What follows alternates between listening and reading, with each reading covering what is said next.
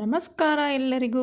ಇವತ್ತಿನ ರೆಸಿಪಿ ಉತ್ತರ ಕರ್ನಾಟಕ ಸ್ಪೆಷಲ್ ಅಗಸಿ ಚಟ್ನಿ ಮಾಡೋದು ಹೆಂಗಂತ ನೋಡ್ಕೊಂಬರೋಣ ಬರ್ರಿ. ಆರೋಗ್ಯಕ್ಕೆ ಭಾಳ ಒಳ್ಳೇದು ನೋಡ್ರಿ. ಇದು ಈ ಚಟ್ನಿನೂ ಭಾಳ ರುಚಿ ಆಗ್ತೈತಿ ನೋಡ್ರಿ. ಅನ್ನದ ಜೊತೆ, ರೊಟ್ಟಿ ಜೊತೆ, ಚಪಾತಿ ಜೊತೆ ಮೊಸರು ಹಾಕ್ಕೊಂಡು ತಿಂದೆ ಅಂತಂದ್ರೆ ಭಾಳ ಮಸ್ತ್ ಆಕೈತಿ. ಈ ಚಟ್ನಿ ಮಾಡೋಕ್ಕೆ ನಾನೊಂದು ಬೌಲಷ್ಟು ಅಗಸಿ ತೊಗೊಂಡೀನಿ ರೀ. ಮೊದಲಿಗೆ ಫ್ಯಾನಾಗ ಹಾಕಿ ಹುರಿಬೇಕ್ರಿ. ಅದನ್ನು ಚೆನ್ನಾಗಿ ಹುರಿಬೇಕ್ರಿ. ಮತ್ತು ಇಲ್ಲ ಅಂತಂದ್ರೆ ಹಸಿ ಇತ್ತಂತಂದ್ರೆ ಅದು ಕಹಿ ಆಗ್ತೈತೆ ರೀ ಚಟ್ನಿ.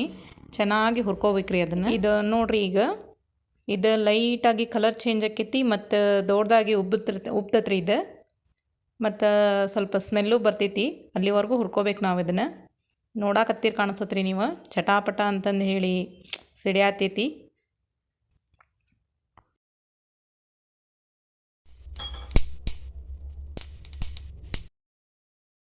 ಸಾಕ್ರಿ. ಇದನ್ನು ನಾವು ಒಂದು ಮಿಕ್ಸಿ ಜಾರಿಗೆ ಈಗ ತಕ್ಕೊಂಡು ಸ್ವಲ್ಪ ಆರೋವರೆಗೂ ಬಿಡಬೇಕ್ರಿ. ಬಿಟ್ಟು ನೋಡ್ರಿ, ಅದಕ್ಕೀಗ ಹುಣಸೆ ಹಣ್ಣು, ಕರಿಬೇವು, ಬೆಳ್ಳುಳ್ಳಿ, ಜೀರಿಗೆ, ಬೆಲ್ಲ, ಖಾರ ಎಲ್ಲ ಹಾಕ್ಕೊಂಡು ಮಿಕ್ಸಿ ಮಾಡ್ಕೋಬೇಕ್ರಿ ಇದನ್ನು.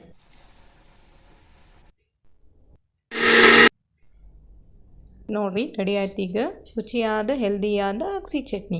ಈ ವಿಡಿಯೋ ನಿಮ್ಗೆ ಇಷ್ಟ ಆಗಿತ್ತಪ್ಪ ಅಂತಂದ್ರೆ ಲೈಕ್ ಮಾಡಿ, ಶೇರ್ ಮಾಡಿ, ಸಬ್ಸ್ಕ್ರೈಬ್ ಮಾಡಿ.